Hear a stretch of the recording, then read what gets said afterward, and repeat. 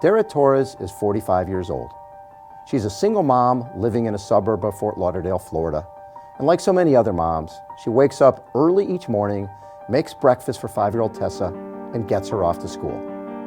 But that's where the similarities between Dara Torres and anyone else come to a screeching halt.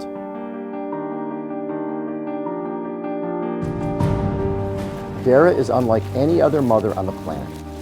She has been to 5 summer games in her storied career and taken home 12 medals, 4 gold, 4 silver, and 4 bronze.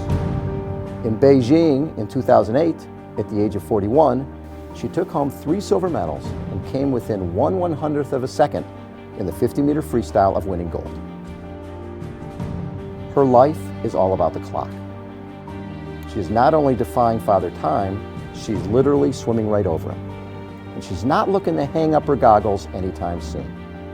She is all about speed and making the absolute best out of every second of every day. Today we are getting a backstage pass so that we can watch what it takes for Dara Torres to be the best. It's about training, nutrition, body work, and most importantly, recovery. Her race takes less than 25 seconds to complete. A typical training day, 6 hours plus.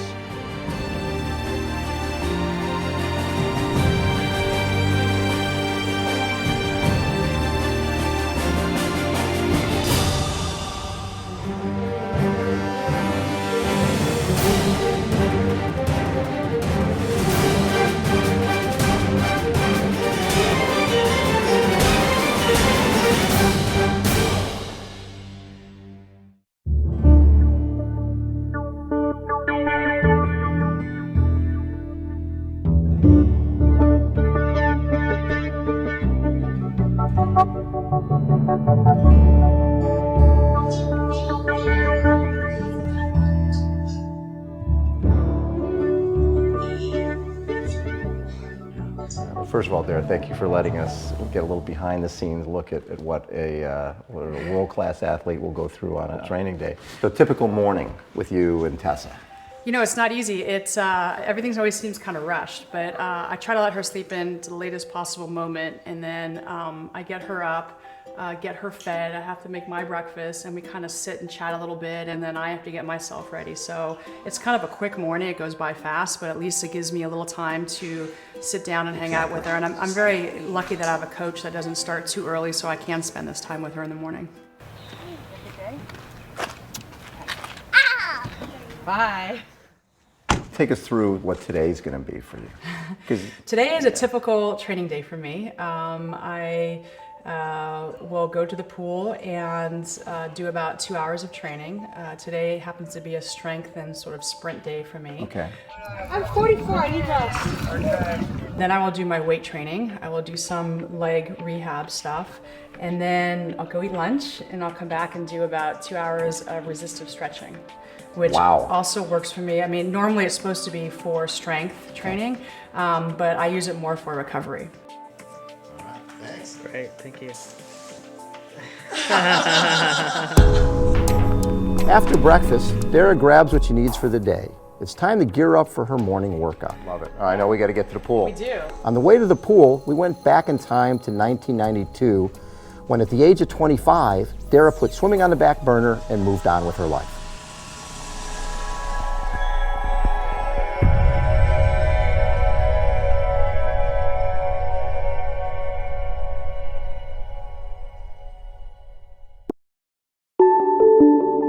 The day started early. After breakfast with her daughter Tessa, she geared up for 2 hours of swimming, followed by an hour and a half in the weight room. It's time for Dara Torres to go to work.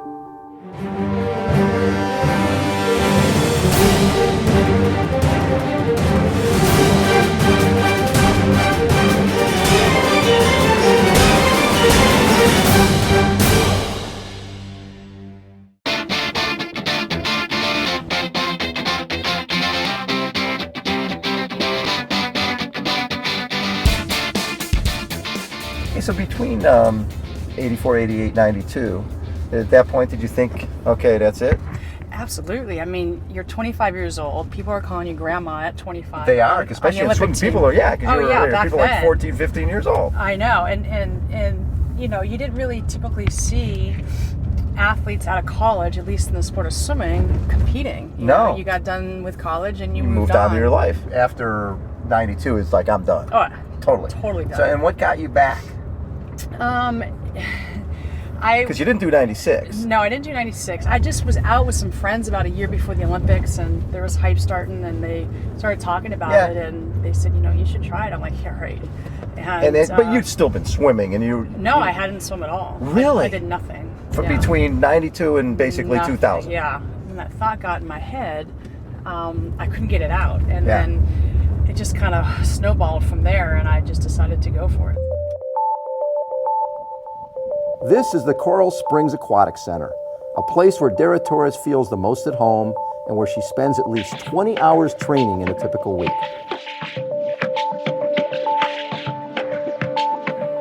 She has been swimming most of her life and set her first American record when she was 15. Being around a pool deck on a daily basis is what she knows and loves.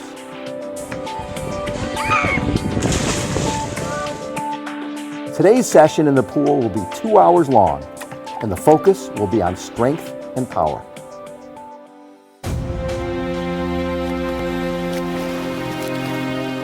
Speed is elusive for an athlete. It's the first thing to go. As tough as it is to get fast, it's even tougher to stay fast. But going faster continues to be her ultimate goal, even at the age of 45. I remember when I was younger, I had my muscles tested and they did a biopsy on it, and I have 70% fast twitch muscle fibers. And there were only 2 people who got tested out of about the 200 athletes that had that. It was myself and Greg Louganis, and everyone else was under 50%. So I think I just genetically have that, but you do typically get slower as you get older, and I'm finding it much harder now than it was 4 years ago training for the '08 Olympics to sort of maintain my speed and my strength. So, you know, it's tough. It's really tough.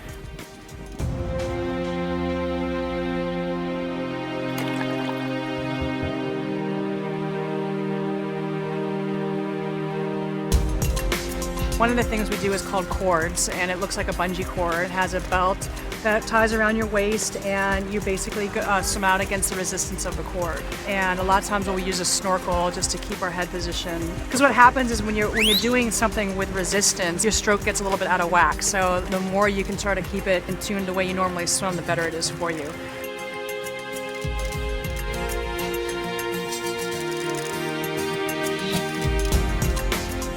The other thing we did is what's called a power tower or buckets, and today we're using about 10 gallons of water, so about 30 pounds. We were pulling out to the 25 meter mark, and it's tough because it's sort of anaerobic and strength training that you're doing when you're doing power tower. It was a hard workout. I'm pretty tired, but I still have a good probably hour and a half, 2 hours in the gym, and then some Kihara stretching. After you're done here, how do you recover?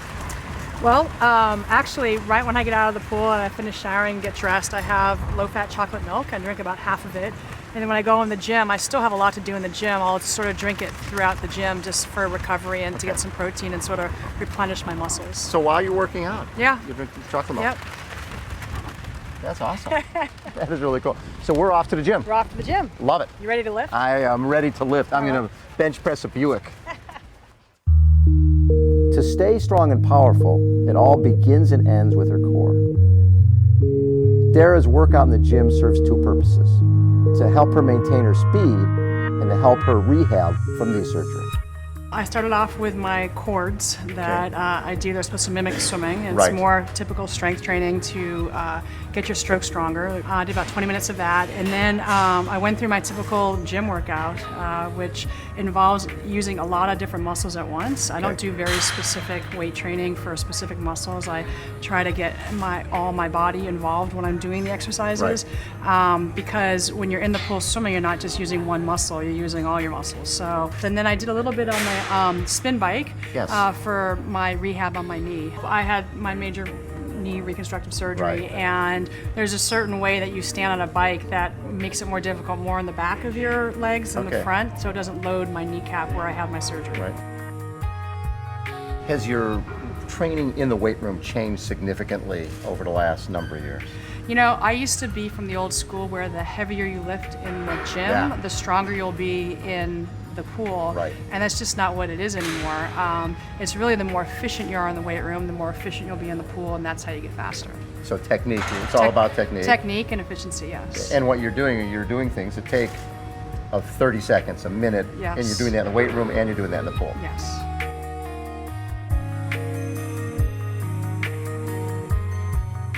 Think it's time for lunch? Oh, I'm so hungry. Just wait till you see what I eat. I can't wait. Let's go. All right. To keep the machine going, refueling is the name of the game. Next up, Dara Torres takes us to her favorite local restaurant, Diane's Country Kitchen.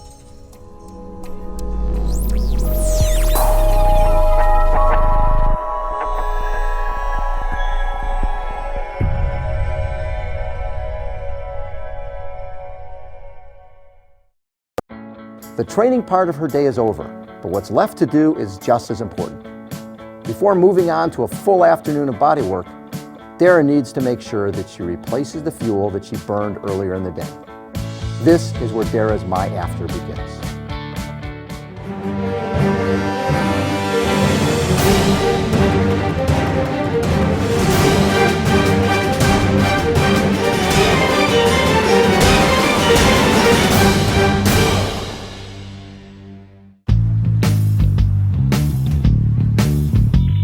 Even though Dara Torres is known all over the world, at Diane's, she's simply a hometown hero. Dara's friend Raghi joined us for lunch and told us that she is constantly amazed at how much food Dara can devour. Watching what she's been going through, the training and everything, what are your thoughts on her as an athlete and a person? She's a machine. I mean, I'm in awe. There's a lot of discipline to the point where I don't know how she does it day after day. But you know what? She knows what her goals are, and that's what I find. You know, she inspires me because it's find what your goals are, and then you pay the price to go get them. And she does that every single day, and that's the part that people won't see. They see the abs, they see everything else, but they don't realize what she does to get them, and it's a little bit to work every day. They don't get to see this either. Yeah, they don't They don't get to see lunch. She's earned it. She eats as much as my 6'3", 240-pound husband. So. All right. Finished 2 workouts so far, and this looks like a major league 3rd workout. What are we eating here, Dara? I just get so hungry. I try to put protein into my diet. With the eggs and the bacon and a little bit of bread, little carbs, and I don't know. I just sometimes when you get done training and you train as much as I do, you just get so hungry that you just sometimes your eyes are bigger than your stomach. But I think my stomach will be bigger than my eyes today. Chocolate milk. Yes. I noticed the big container of chocolate. Fill us in a little bit about what chocolate milk adds to the game for you. Well, for me, it's a natural source of high quality protein. Right. It's a right mix of proteins and carbs to help refuel after I'm done training. Right.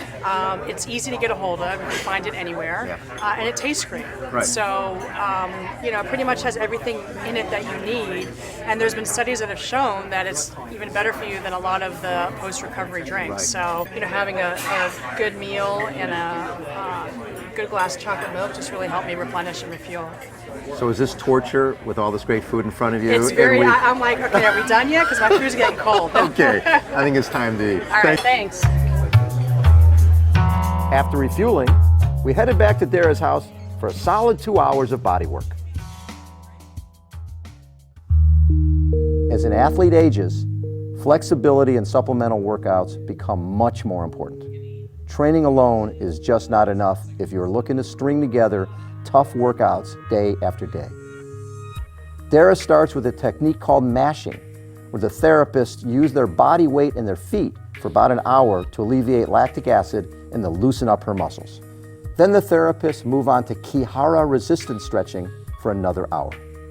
So Ann, what are you guys doing right here? We're doing Kihara resistance stretching, and she's resisting the movement that we're making as we stretch her and elongate the muscle, and we also provide rotation.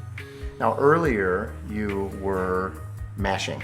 Yes. Explain a little bit about mashing. The mashing is just a way to prep the muscles for our resistance stretching. So it helps get her loosened up, some soft tissue work. And 2 of you, it takes 2 to work on Dara. Yeah, because we do a lot of intricate rotational movements, as you can see, how we spin her arm and her legs in and out, and so the two of us can finely tune that a lot better than just one person. And is this something you would do multiple times a week? Yeah, we do this about 3 times a week, and when we're at meets with her, we do it pretty much all day long in between her races. In between races? And when you do it, how long at a time? About 2 hours during the week, and during the races, anywhere from 30 minutes to hour sessions, just depends on if it's before or after. And Dara, when did you start doing this, and how instrumental has this been in terms of your longevity? Kihara stretching has been an integral part of my regimen, and it's really helped with my recovery. The resisting I do is to help get more of a stretch and more of a rotation, and it's just huge. When you have so much lactic acid buildup, you know, the way they rotate it and stretch it, it feels like it's sort of like a wet rag. You squeeze the water out, it's sort of squeezing the lactic acid out of your muscles. I figured if Dara could lay on her back and text message while she was being mashed, how painful could it be? I quickly found out. Oh, look at a pillow. Full cater. Oh, you guys do. How's that right there? Oh, yeah, that feels like it's pretty tight. Yep. Next up, we finally get Dara to stop training long enough to reflect on her amazing career and her plans to get to London.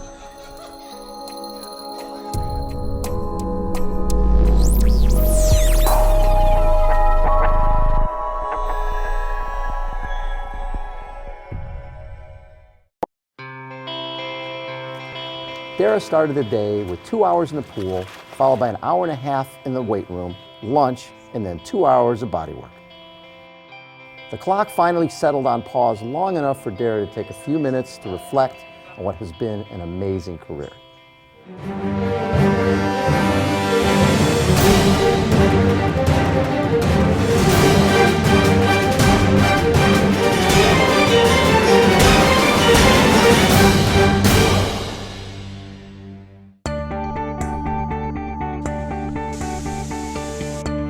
It's not often that you get invited to take a look inside the life of a world-class athlete to see what makes them tick. For Dara Torres, it's a lifelong and day-long pursuit of speed. She has been an athlete, a model, a gold medalist, a motivational speaker, a businesswoman, and, more importantly, a mom. I have Angry Birds. I have a lot of them. I have 3. What was it like your first experience in 1984? You're a young kid and you're with the greatest athletes in the world. Yeah, that's what you think about. You forget that you're one of the greatest athletes in the world, Right. and all you think about is like, wow, there's, you know, Michael Jordan and Mary Lou Retton, and you're sort of in awe of everyone else, forgetting that you're there too with them competing. And I was basically this little 17-year-old punk kid, just sort of bouncing off the walls and kind of hyperactive and just so excited to be there. You know, I couldn't really appreciate it like I did in this previous Olympics in '08, where I was older, a little more mature, and can kind of take everything in and just soak it up. What have you learned about yourself through all this process of, you know, starting as a young punk in '84 and now trying to get back to the games for 2012? I learned not to listen to what anyone else says and follow my heart. Or if people are talking negatively, like, "Oh, you can't do this," or "You're too old," which is what's happened probably in the last 5 years, I just use it to my advantage. I use it as fuel. And I think that's where the maturity sort of kicks in. I think if I was 17 and someone said I couldn't do it, I'd be like, "What? You know, why can't I do it?" You know? When I look at the process you go through in terms of, you know, getting up early and going to the pool and competing with, there's a 14-year-old kid in the next lane and other Olympians, and then people standing on you and stretching. You go through a lot for a 25-second event. Does it mean as much to you? Do you still love it? I love swimming. I would not be doing this if I didn't love swimming. And I think that's where the breaks sort of help, because I think if I continuously swam, and this was, say, my 8th Olympic Games I was going for, I would be so burned out. And I think it's nice to take the breaks because it sort of makes you appreciate what you were doing and what you had and what it takes to be, you know, a champion, and it sort of motivates you. Dara's My After began early as she prepared for her day. Her recovery started on the pool deck, continued in the weight room, then at lunch, and finally back home. Dara's My After ended just as it began, by spending time with her daughter Tessa.